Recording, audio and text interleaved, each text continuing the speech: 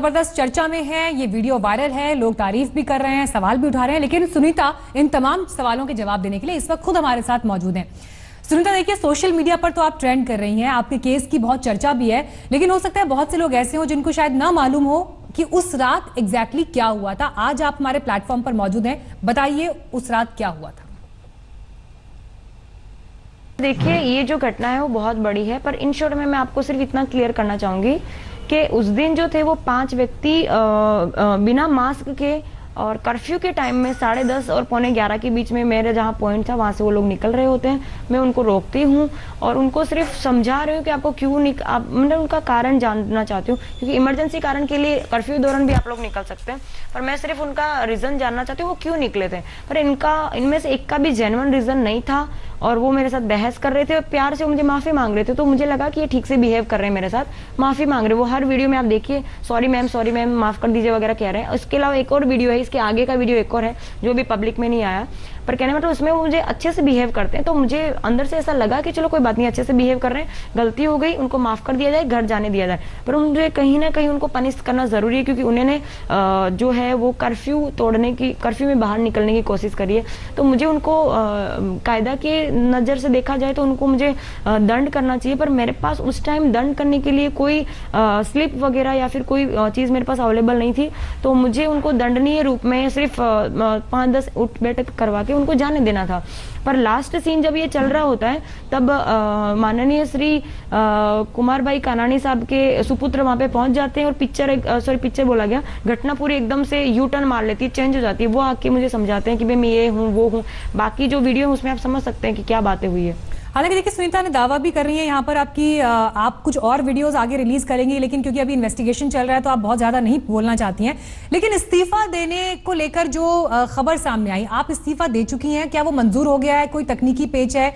क्या है तस्वीर अभी इस वक्त स्टेटस क्या है? मैंने रिजाइन करा, उसका कारण ये नहीं है कि मैं उनसे डर गई हूँ या फिर ऐसा वैसा। मेरा जो LR ऑफिसर का जो फर्ज था वो मैंने अदा किया। मेरे एक कदम ऊपर कांस्टेबल ऑफिसर आते हैं, वो भी मेरे पास नहीं थे। अगर मेरा जस्ट ऊपर सीनियर कांस्टेबल ऑफिसर मेरे पास होते तो शायद उनका कुछ प्रोसेस कर पाती। मैंने PI साहब से हेल्प मांगी, मैंने ACP श्री CK पटेल साहब से हेल्प मांगी, उस टाइम वो हेल्प मुझे नहीं कर पाए। तो मुझे कहीं ना कहीं बड़ा गुस्सा है कि भाई ये लोग मेरे साथ ऐसा क्यों कर रहे हैं, मुझे हेल्प की जरूरत है, मुझे हेल्प क्यों नहीं कर रहे हैं। उस टाइम मुझे बड़ा गुस्सा आता उस चीज़ से, और मैंने ठान लिया होता कि मुझे डिपार्टमेंट छोड़ देना है, क्योंकि हर कोई क्या बोलते हैं कि हर कोई के मन में जो देशभक्ति होती है उसका भी एक लेवल होता है। कोई ये चाहता है कि बस थोड़ी बहुत कर लें, कोई ये चाहता है कि थोड़ी ज्यादा कर लें, कोई मेरी तरह होता है कि भाई कुछ भी करके मुझे देशभक्ति करनी है, चाहे कुछ भी हो जाए। ये तो सिर्फ हेल्थ मिनिस्टर साहब के सुपुत्र थे, शायद मैं तो ये भी कह सकती हूँ कि मेरी खाकी में गुजरात पुलिस डिपार्टमेंट हमें इतना पावर देता है कि हम होम मिनिस्टर साहब के लड़के को भी हम कार्रवाई रोक सकते हैं, उनको पूछ सकते हैं, उनको भी हम लोग कायदा की कार्रवाई कर सकते हैं। इनफैक्ट ये कुछ नहीं, हमारे जो प्रेसिडेंट है, भारत के नंबर 1 नागरिक हैं, उन पे एक LR ऑफिसर तरीके मुझे कोई इतना पावर नहीं है, पर एटलीस्ट अगर वो भी आते हैं तो उनके लिए भी कानून कायदे सब जो है वो सेम है। आपकी बातों से ऐसा लगता है कि आप ये कहना चाह रहे हैं कि जब आपने अपनी बातें अपने सीनियर्स के सामने रखी तो उन पर जिस तरह का एक्शन होना चाहिए था वो अभी तक नहीं हुआ। लेकिन देखिए, जमाना तो सोशल मीडिया का भी है, आप बहुत एक्टिव हैं सोशल मीडिया पर, तमाम राजनेता ट्विटर पर हैं। क्या कोई प्रयास आपकी तरफ से ऐसा हुआ है कि अपने केस को, अपनी बात को आपने BJP के बड़े नेताओं तक पहुंचाने की कोशिश की हो? स्पेसिफिकली राज्य के मुख्यमंत्री, केंद्र में बड़े नेता हैं, उन तक कॉन्टैक्ट करने की कोशिश की आपने? देखिए, मैं ये चीज़ कहना चाहती हूँ कि चाहे वो हमारे CM साहब हो, PM साहब हो या होम मिनिस्टर साहब हो, मैं ऑलरेडी इन सबसे एक बार मिल चुकी हूँ। आपकी जानकारी के लिए बता दूं कि इन सबसे 2016 में मैं NCC एक्स सीनियर ऑफिसर रह चुकी हूँ, दिल्ली परेड में मैंने हिस्सा लिया है, और मैं CM साहब से भी मिल चुकी हूँ, PM साहब से भी मिल चुकी हूँ, हमारे प्रेसिडेंट उस टाइम प्रणब मुखर्जी साहब थे, उनसे भी मिल चुकी हूँ, हमारे राज्य के राज्यपाल श्री उनसे भी मिल चुकी हूँ। मतलब इन शॉर्ट में सभी जो ऑफिसर जो हमारे माननीय जो मंत्री साहब हैं उन सबसे मैं मिल चुकी हूँ। पर उन सबको मैं सिर्फ यही कहना चाहती हूँ सर कि मैं गुजरात में हूँ तो मैं इतना सेफ फील करती हूँ कि मैं मतलब रात को 12 बजे सिंगल लेडी मतलब नौकरी कर सकती हूँ। मैं तो अपने ऑफिसर्स की जो हिम्मत है उस पर दाद देना चाहती हूँ, क्योंकि मेरे ऑफिसर्स को पता है कि ये जो LR ऑफिसर है इसमें इतना दम है कि मैं नहीं जाऊँगा तो भी अकेली लड़ लेगी। वो नहीं आ रहे हैं, उसका कारण ये भी है कि अगर वो यहाँ पे आते हैं तो वो मजबूर है, वो नहीं आ सकते, पर उनको पता है, मुझ पर विश्वास है उनको कि एलआर ऑफिसर में इतना पावर है कि वो अकेली लड़ लेगी।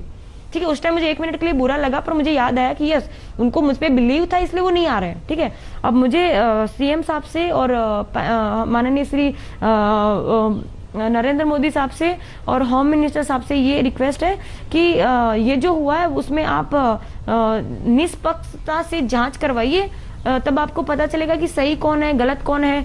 खादी पे जो खाकी पे जो खादी सवार हो रही है, या फिर हमारा जो सिस्टम है वो कैसे काम कर रहा है। मेरी तरह मैं अपने आप को भारत देश की बेटी समझती हूँ, अपने आप को गर्व फील करती हूँ। सबसे पहले गुजरात की एक एलआर ऑफिसर अपने आप में गर्व महसूस करती हूँ कि मैं गुजरात की हूँ, कि मैं रात को 12 बजे अकेली लड़की, अकेली ऑफिसर ड्यूटी कर पा रही हूँ। यही चीज अगर मैं किसी और राज्य से कंपेयर नहीं करना चाहती, पर आपको सब पता है कहाँ क्या चल रहा है। ये किसी और राज्य में मैं होती तो शायद अकेली हिम्मत ना कर पाती। मैं गुजरात में अपना इतना सेफ फील करती हूँ, मुझे भाजपा से ना कोई तकलीफ है, ना किसी भी पार्टी से मुझे कोई तकलीफ नहीं है।